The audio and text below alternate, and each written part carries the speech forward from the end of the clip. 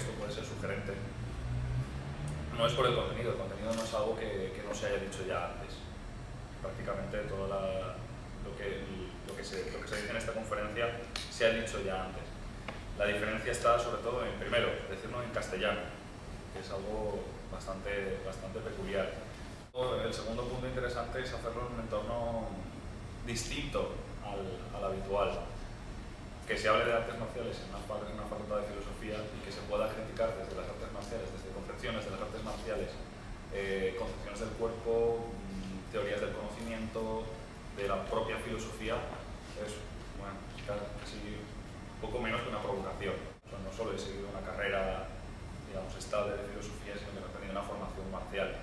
Y en parte, para criticar la filosofía, me baso en esa formación marcial, en esas experiencias, en esos conocimientos, para hacer una crítica de la filosofía, y desde la filosofía tratar de asimilar o de comprender ciertos elementos de las artes marciales que me parece que no se están comprendiendo correctamente por parte de los propios artistas marciales.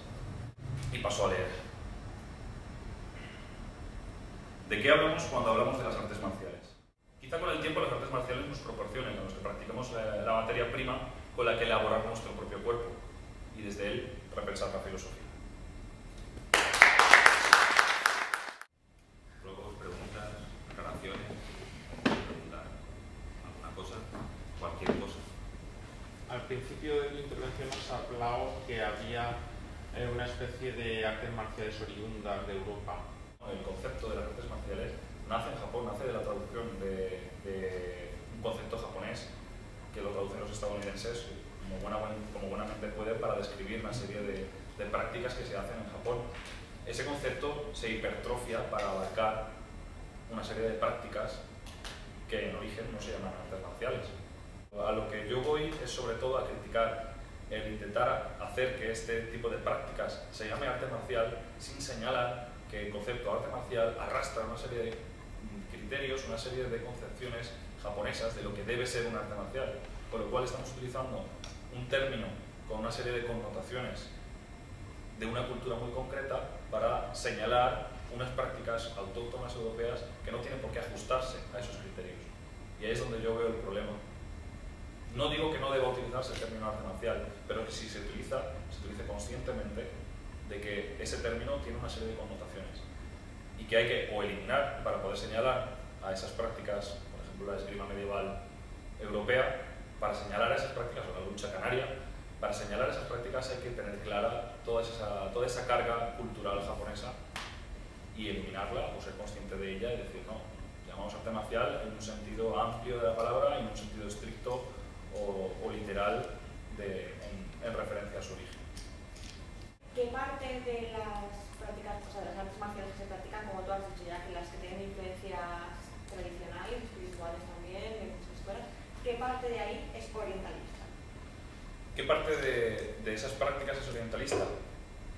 Cuando tú dices, como es una práctica muy habitual, que las artes marciales son zen en movimiento, por ejemplo, o cuando dices que o vinculas necesariamente las artes marciales a una práctica zen, sea lo que sea a lo que se refiere a la persona que dice eso, en ese momento se está haciendo una práctica orientalista, porque como decíamos antes, el orientalismo es ese segundo giro en el cual la proyección europea en un colonialismo sobre Japón produce una serie de formas, produce una serie de realidades, y esas realidades se vuelven a proyectar sobre Europa y vuelven a llegar a Japón, produciendo unas realidades nuevas no existentes previamente. Y en esa concepción de una separación cuerpo-mente, del hara, del ki y todo, ¿hay algo de orientalismo? En esa concepción sí, claramente. Y el orientalismo sobre todo viene por la falta de práctica. La persona que desde el desconocimiento real de unas prácticas marciales, sin una experiencia real, propia, personal, de alto nivel de las prácticas marciales, habla sobre ser uno con la espada y les da, pues eso, hace un constructo abstracto muy occidental de lo que es ser uno con la espada. Cuando ser uno con la espada, o sea, que hay un montón de textos sobre el estado místico al cual he alcanzado en un momento de iluminación. Realmente yo tuve la experiencia de mi maestro me dijera: has sido uno con el pincel, y te aseguro que es lo más mundano del mundo. Es poco más que escribir con el pincel y hacerlo muy bien y estar completamente volcado en la caligrafía. Esa sensación de estar completamente volcado en esa concentración absoluta. En la introducción de los términos artes marciales en la cultura occidental, parece que lo entendamos más como marcial que como arte.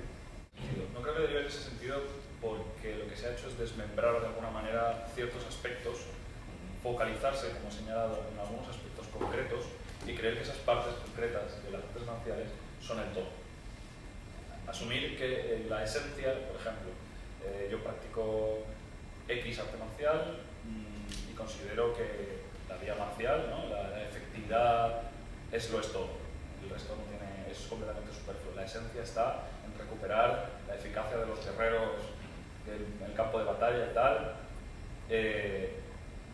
No es así, el arte marcial es algo mucho más rico, mucho más sugerente, y esta manera de ver también quizá sea de corte orientalista en ese sentido, en el sentido de decir, no, esto es la esencia del arte marcial, ¿no? O sea, no hablemos de esencias, hablemos de evoluciones, y no tapemos diferentes evoluciones de esta práctica artística tan rica y tan sugerente. ¿Y a pedirte algún referente escrito de esto o algún lugar donde...? Lo primero el problema de los referentes escritos es un problema bastante grave. O sea, en castellano no puedes encontrar, no te diría que nada, porque algo hay, pero la mayor parte que puedes encontrar es detritus. En inglés sí que hay un bagaje ya más o menos sólido, o ya hay algunos estudiosos que llevan tiempo haciendo estudios serios. De esta misma casa, como ya he dicho antes, hay un filósofo, Bernat Martí, que de hecho hay un artículo haciendo referencia a un libro que es claramente orientalista, en la religión de los samuráis, en la revista Dilema, que igual te puede resultar interesante, por tener un referente escrito aquí, en castellano. Yo me he basado mucho, por ejemplo, en este autor, que es Yuasa Yasuo, que es The Body, Self-Cultivation and Key Energy. Este autor, por ejemplo, me resulta bastante interesante en el terreno antropológico. Keiji Tokitsu, en un terreno más sociológico o histórico, por ejemplo, es un autor bastante interesante. Es un japonés afincado en Europa desde hace muchos años, que escribe en francés y que tiene varios libros sobre artes marciales que me parece que tienen cierto rigor.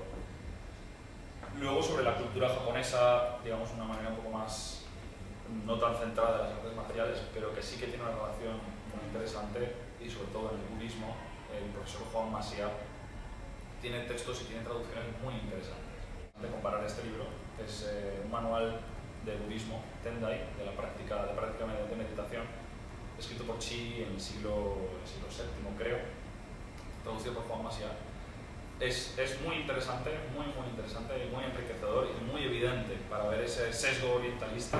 Coger cualquier libro, vas a la FNAC, vas a la sección Zen, coges cualquier libro sobre Zen y lo lees, ves las prácticas que te propone, las concepciones que tiene, y luego te lees este manual de budismo Tendai.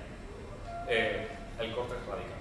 O sea, cuando un maestro como Chi, que es uno de los grandes maestros, uno de los grandes fundadores del budismo en China, te propone sonarte los mocos antes de sentarte a meditar, ahí hay algo que rompe, que rompe completamente con las concepciones occidentales, las concepciones europeas o estadounidenses de lo que es el Zen.